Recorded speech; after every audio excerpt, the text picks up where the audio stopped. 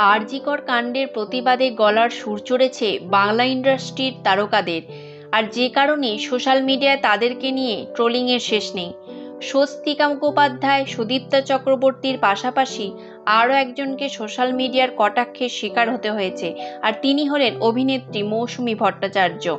আরজিকর কাণ্ডের পর রাস্তায় নেমে প্রতিবাদ করছেন মৌসুমী। সম্প্রতি এক সাক্ষাৎকারে তিনি দাবি করেন, কুণাল ঘোষ ও দেবাংশু ভট্টাচার্যকে জনগণ যেদিন হাতে পাবেন সেদিন ওদেরকে কে বাঁচাবে আমি দেখব। মমতা বন্দ্যোপাধ্যায় কিন্তু ওদের বাঁচাতে আসবেন না। আর তার এই মন্তব্যের পরই তৃণমূলের মুখপাত্র কুণাল ঘোষ ও দেবাংশু চট্টোপাধ্যায় ময়দানে নেমে গেছেন।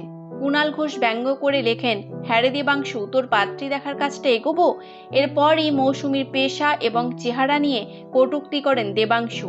মৌসুমীকে দজ্জালও বলেন তৃণমূলের এই যুবনেতা।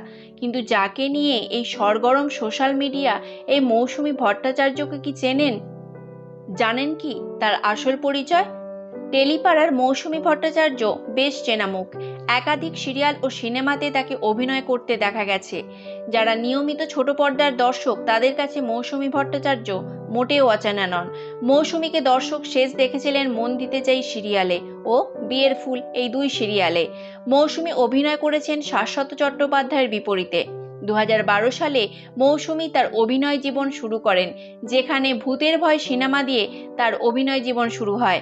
2013 সালে মৌসুমী প্রসেনজিতের সঙ্গে হনুমান.com ছবিতে অভিনয় করেন। এছাড়াও তিনি বেশ কিছু সিনেমা ও সিরিয়ালে অভিনয় করেছেন। অভিনয়ের পাশাপাশি মৌসুমী ভালো নৃত্যশিল্পীও বটে। মৌসুমী বিয়ে করেন টেলিভিশনের পরিচিত মুখ জন ভট্টাচার্যকে। বিভিন্ন ধারাবাহিকে তাদের একসঙ্গে দেখা গেছে। 2011 সালে তারা বিয়ে করেন। দীর্ঘদিনের দাম্পত্য জীবন তাদের। তবে মৌসুমী বরাবরই বাম মনোভাবাপন্ন, স্বামী জ্যাকও তাই। আর যে কারণে আরজিকর কাণ্ডে মুক্ত কণ্ঠে প্রতিবাদ করতে দেখা গেছে মৌসুমীকে। স্বামী জ্যাকের সঙ্গে প্রায় সোশ্যাল মিডিয়ায় ছবি পোস্ট করে থাকেন মৌসুমী। তবে বেশ কয়েক বছর তাকে আর ছোট পর্দায় দেখা যাচ্ছে না। আশা করছি দুর্গাপুজোর পর তাকে আবার আমরা ছোট পর্দা অথবা বড় পর্দায় দেখতে পাবো। তো বন্ধুরা, আজকে ছিল আমার তরফ থেকে আপনাদের জন্য এই নিবেদন। চ্যানেলটি ভালো লাগলে অবশ্যই সাবস্ক্রাইব করবেন, লাইক এবং শেয়ার করবেন।